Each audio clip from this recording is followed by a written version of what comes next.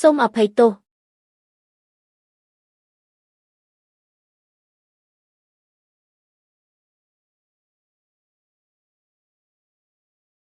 ខ្ញុំមកយឺតហើយ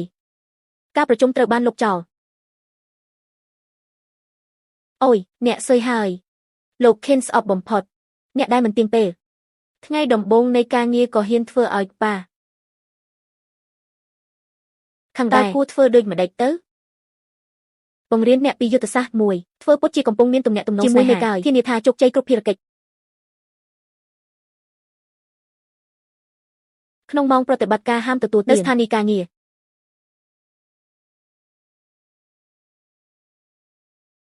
លោក Ken នេះជាអ្វីដែលខ្ញុំបានរៀបចំជូនលោកជាពិសេសដើម្បីផ្ដល់កម្ដៅដល់ដៃលោកអរគុណកក់ក្ដៅណាស់ក្រុមហ៊ុនគ្រោងនឹងជួលជាន់ខាងក្រោមទាំងមូលនៅថ្ងៃស្អែកធ្វើជាអាហារដ្ឋានបុគ្គលិកលោកអាចទៅទទួលទាននៅទីនោះបានបាទ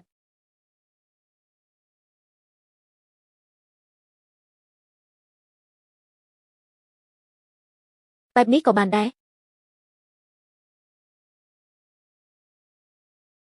អូលោក Chen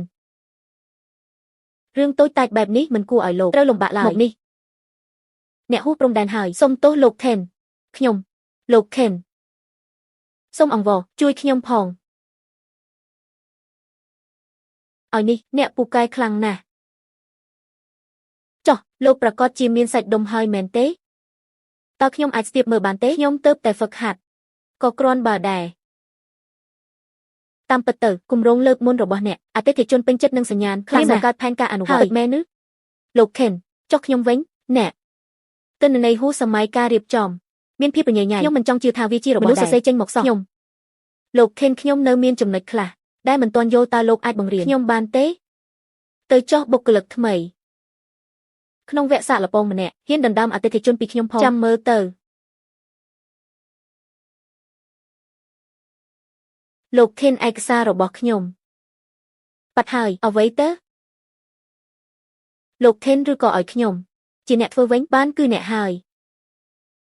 កិច្ចប្រជុំគម្រោងលើកនេះសំណើរបស់ខ្ញុំគឺអរគុណអ្នកទាំងអស់គ្នា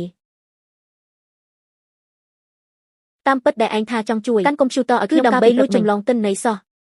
តើអ្នកមានភស្តុតាងអ្វីម្យ៉ាងទៀតលោកវងគម្រោងរបស់ខ្ញុំត្រូវបានយល់ព្រមរួចរាល់ហើយតើលោកកំពុងតែព្យាយាមដណ្ដើមស្នាដៃមែនទេលោកអគ្គនាយក Chen លោកច្បាស់ជាមិនមែនចង់បោកប្រាស់យ៉ាវឆាវទេមែនទេពួកយើងមិនអាចប្រើប្រាស់វិធីខ្សែរយៈបែបហ្នឹងបានឡើយមែនឬអញ្ចឹងខ្ញុំចង់សុំការណែនាំបន្តិចខ្ញុំឃើញថានៅក្នុងគម្រោងរបស់លោកមានការស្នើសុំកំណត់ទីតាំងតំបន់ដើមនៅកំពង់ផែចុះលោកគិតថាលេខ1លេខ2ឬកំពង់ផែលេខ3មួយណាសមស្របជាងគេលេខ1ខុសកំពង់ផែលេខ1កម្រិតសុវត្ថិភាពសម្រាប់នាវាមិនទាន់ល្អយប់មិញខ្ញុំដាច់យំប្រហែលជាវង្វេងបន្តិចហើយលេខ2លេខ2គឺលេខ2នឹងហើយត្រឹមត្រូវទេកំពង់ផែគួរតែជ្រើសរើសយកកន្លែងតែមានហេដ្ឋារចនាសម្ព័ន្ធមានកម្រិតពិបាកអភិវឌ្ឍទៀតគឺលេខ3លោកអគ្គនាយកវងគាត់និយាយផ្ដេសផ្ដាសគាត់គ្រាន់តែស្មានប៉ុណ្ណោះលោកអគ្គនាយក Chen លោកមិនអាចបោកប្រាស់យ៉ាវរហូតបែបនេះក៏បានខិតខំប្រឹងប្រែងខ្លាំងណាស់ដែរលោក Ken អាចមានចេតនាអាត្មានិយមទាំងនេះគឺជាអ្វីដែលខ្ញុំតែយករាប់មិនអស់ចុះពិនិត្យទីតាំងរាប់សិបសម្រាប់បាននៅលទ្ធផលដ៏មានតម្លៃនេះខ្ញុំមិនត្រូវការបោកប្រាស់ខ្លួនឯងនឹងធ្វើបាបសហការីដូចលោកណានៅខាងក្រៅលាហើយមិនមែនទេវាមិនមែនបែបនឹងទេបងឆែលសូមស្ដាប់ខ្ញុំពន្យល់សិនលោកអគ្គនាយកវងគ្នាស្ដាប់ខ្ញុំពន្យល់សិនខ្ញុំនឹងផ្ញើកិច្ចសញ្ញាឲ្យលោកវិញដើម្បីចុះហត្ថលេខានៅថ្ងៃស្អែកល្អណាស់លោកអគ្គនាយកវងអញ្ជើញតាមសម្រួលលោកអគ្គនាយកឈៀលថេនសំណាងហើយដែលមានលោកជួយអរគុណលោកខ្លាំងណាស់មិនអីទេមិនបាច់គួរសំតែអំបញ្ញមិញលោកបានឆ្លើយសំណួរមួយខុសអ្វីទៅនរណាថាឈៀលហងឈីវ